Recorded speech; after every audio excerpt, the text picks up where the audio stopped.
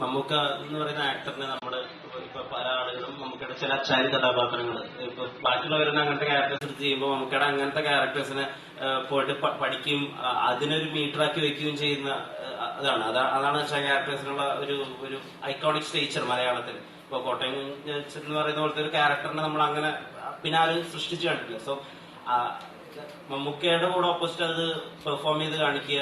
നിങ്ങളും ആദ്യമായിട്ടാണല്ലോ അങ്ങനെ കൊമേഴ്ഷ്യലി ആയിട്ടുള്ള ഒരു വില്ലനായിട്ട് എത്തുന്നത്.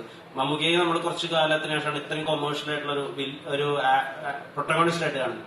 സോ എന്തൊക്കെ പുതിയത് കൊമേഴ്ഷ്യൽ സിനിമയെ പറ്റിയിട്ട് മമ്മൂക്കയിലൂടെ മനസ്സിലാക്കി?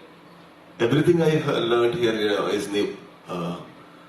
നമ്മുടെ വൈശാഖ് സാറുടെ techniques or the way Mithun has written or for example, the first day I went, I was a little scared because of the language. എനിക്ക് മലയാളം അറിയും, പക്ഷെ അവരുടെ മുമ്പ് സംസാരിക്കുമ്പോൾ കുറച്ചും കൂടി ബുദ്ധിമുട്ടുണ്ട്. അപ്പോ എനിക്ക് കുറച്ചും കൂടി ഇന്റിമിഡേറ്റ് ആയി. എന്റെ ഡയലോഗ് ഫ്ലോ കുറച്ചും കൂടി മാറി. Then he said the same dialogue in his flow. The moment he said, I was like, why did I think in this way?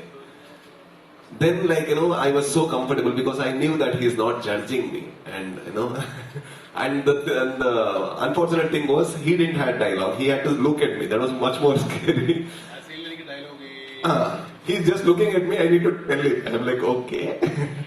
But the moment he gave me the flow, I could actually hold on to the scene.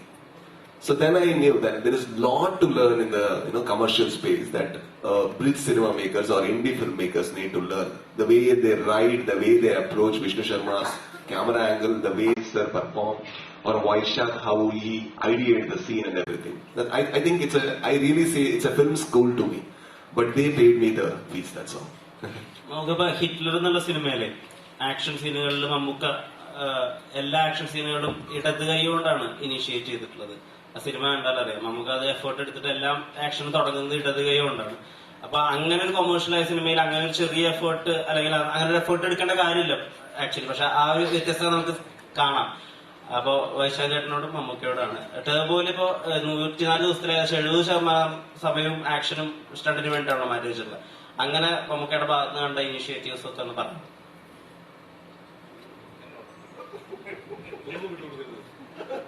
ഒന്നാമത് ഇവരൊന്നും പറയാൻ സമ്മതിക്കില്ല.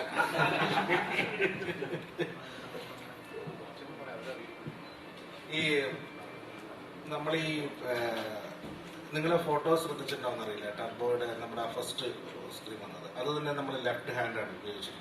അപ്പൊ നമ്മൾ ഇതിനകത്ത് turbo punch എന്ന് പറഞ്ഞൊരു punch design ചെയ്തിട്ടുണ്ട്. അപ്പൊ അത് ലെഫ്റ്റ് ഹാൻഡ് പഞ്ചാണ്.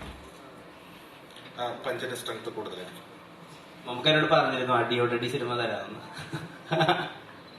വാക്ക് വലിച്ചത്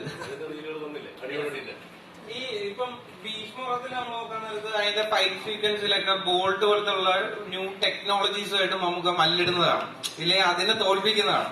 അപ്പം നേരെ മറിച്ച് ഇപ്പം ടർബോയിൽ വരാൻ നേരത്ത് ഫൈറ്റ് സീക്വൻസിന്റെ അത് ഇപ്പൊ ട്രെയിലർ കട്ട്സിലൊക്കെ നമ്മൾ കണ്ടത് ഗംഭീരമായിട്ടുള്ള ഷോട്ട്സ് കാര്യങ്ങളൊക്കെയാണ്. അതിനെ എങ്ങനെയായിരുന്നു ഈ ടെക്നോളജിയുമായിട്ട് മമ്മൂക്കയുടെ മല്ലിടല്? നമുക്ക് ടെക്നോളജി മല്ലിടേണ്ട കാര്യമില്ല. വളരെ നല്ല ധാരണ ടെക്നോളജിയിലുള്ള ആളാണ്, നമുക്ക് പറഞ്ഞു തരും. അപ്പൊ ഇതില് നമുക്ക് ഉപയോഗിക്കാൻ പറ്റുന്ന ഇപ്പൊ സാധ്യമായിട്ടുള്ള ഒരു പരമാവധി ലഭിക്കാവുന്ന എല്ലാ ടെക്നോളജികളും എല്ലാ എക്യുപ്മെന്റ്സുകളും ഉപയോഗിക്കാൻ ശ്രമിച്ചിട്ടുണ്ട്. അതൊക്കെ കമ്പനി പ്രൊവൈഡ് ചെയ്തിട്ടുണ്ട്. അപ്പൊ അത് വെച്ച് നമുക്ക് ചെയ്യാവുന്ന ഒരു ബെസ്റ്റ് കൊടുക്കാൻ പറ്റിയെന്നാണ് വിശ്വാസം. കണ്ടു നോക്കും.